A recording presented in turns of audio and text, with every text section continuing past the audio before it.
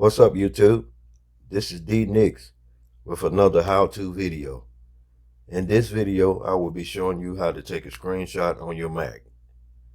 Before we get started, please like and subscribe so you will be notified when I post new videos.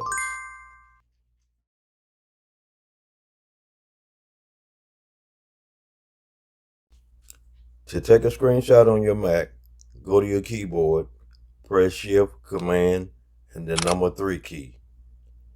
Your screenshot is in the lower right corner.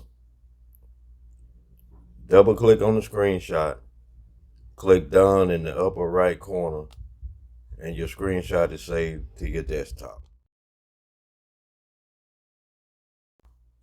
Thanks for watching. More videos to come. Please like and subscribe.